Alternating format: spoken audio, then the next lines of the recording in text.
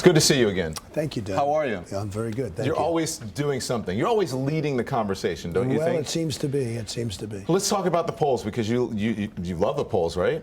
I love them. We released three national polls last week. Three polls last week. The national poll, Iowa, New Hampshire. You're ahead by far, and then Right. you release this controversial statement. Why not just sit on your big lead and just let it ride? Because, Don, I have to do what's right. We need a dialogue in this country and throughout the world. We have a big problem. And as you know, I have many friends who are Muslims. They're phenomenal people. They are so happy at what I'm doing. I was called by 3 people today, very big. They said, you are doing a tremendous service. Because unless people are going to be talking about it, it's never going to be solved. But you know, a lot of people are unhappy with you. You're getting a lot of criticism. You're getting criticism from your own party, from Reince Priebus, from... I'm getting criticism from people that are running against me that have no poll numbers. I mean, they're doing very poorly. I see Jeb Bush and this one and that one, and they're criticizing me. Although Jeb Bush actually said some very good things about me the other day. Did you hear? Let's. He said I'm a great talent. Yeah, but even Dick Cheney, the former vice president, the new Speaker of the House, Reince Priebus, the head of the party, they're all criticizing what you said. So when I did the whole thing on illegal immigration and Mexico and the border, I got much more criticism than I'm getting right now. And everybody said, oh, that's going to be the end. That's going to be a disaster. And 3 weeks later, everybody agreed with me that I was right. They all came into my side. The group that is not criticizing me is the public. The public agrees with what I said. They saw those 2 animals last week go out and shoot people. And the husband and wife, the wife came here on a phony visa, on a visa that, frankly, it's disgraceful that she was able to come in, and she probably radicalized him.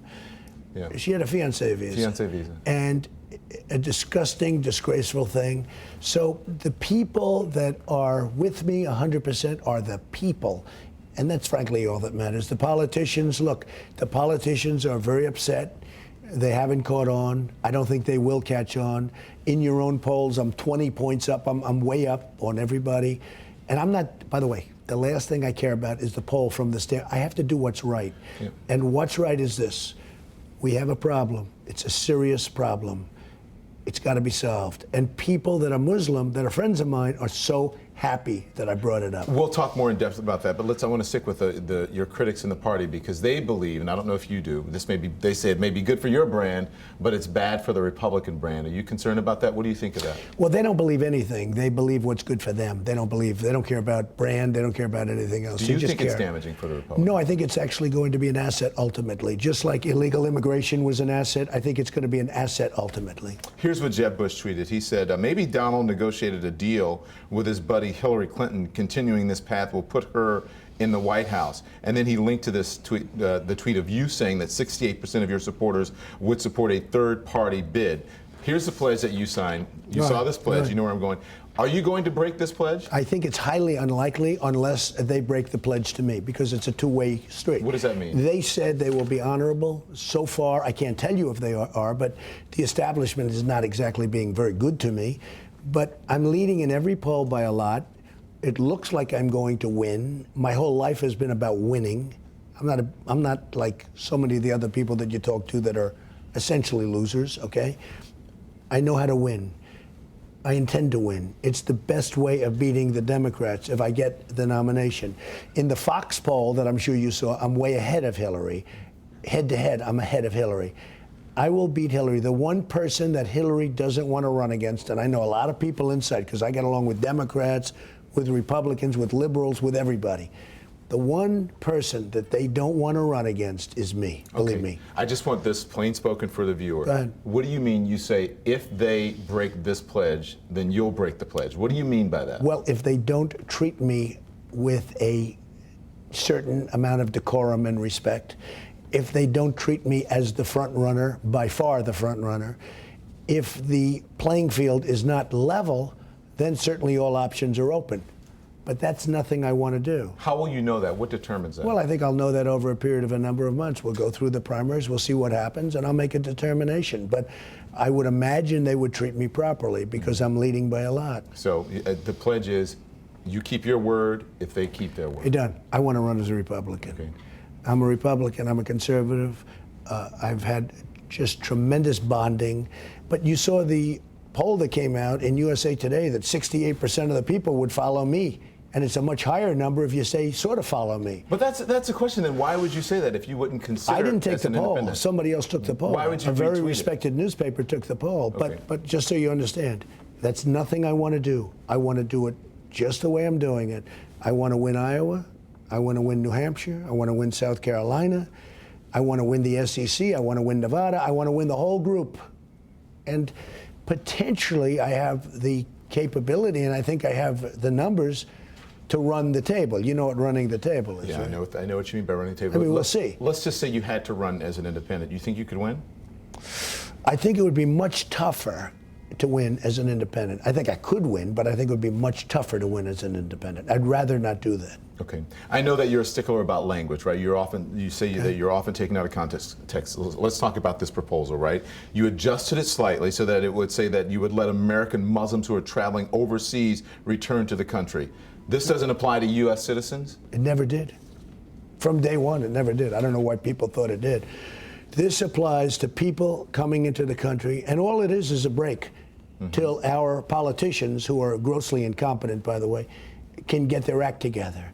And this has to do with Paris. When you looked at what happened, this had to do where, by the way, they have tremendous problems in Paris beyond the carnage that took place. I mean, they've had a problem for a long time. But this has to do with Paris. This has to do with what happened last week in California.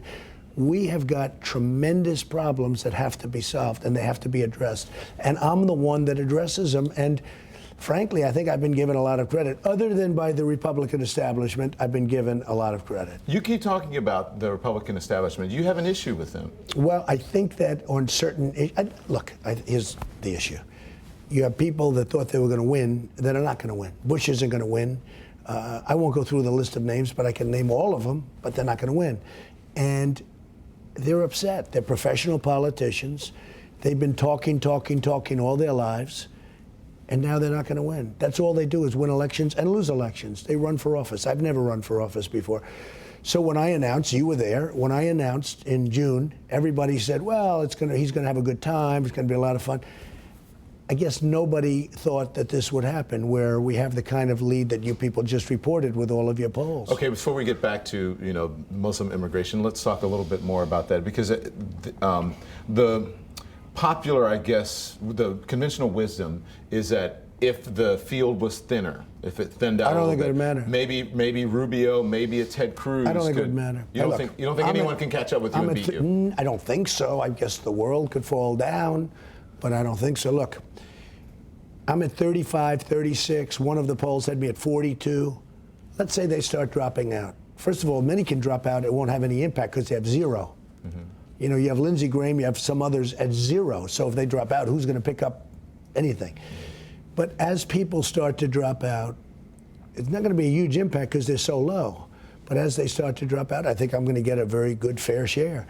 Now, if I'm already at 42, you know, when I watched the pundits on television, when I was at 6 the first week, they said, well, that's his max. I mean, he'll always have that. But then I went to 12, then I went to 20, then I went to 22. And every week I went up. You know this better than anybody. Every week, virtually, I went up. And every week they'd say, well, that's his max. Well, what was your last poll, 33 or 35 It was or in the something? 30s, right? a double-digit lead over Right. the next person. They don't even say that anymore, because I seem to go up all the time. I think I'll go up again. But just so you understand, when you're at 35 or 42 and you have 15 people, that's a tremendous number. So in your mind, you're the nominee? No, I would never say that. But I would certainly say that I have an awfully good chance of becoming the nominee. And if I become the nominee, I think I have an even better chance of beating Hillary Clinton, because there's nobody that did a worse job. She shouldn't even be allowed to run in the election. And frankly, she doesn't have the strength or the stamina to be president.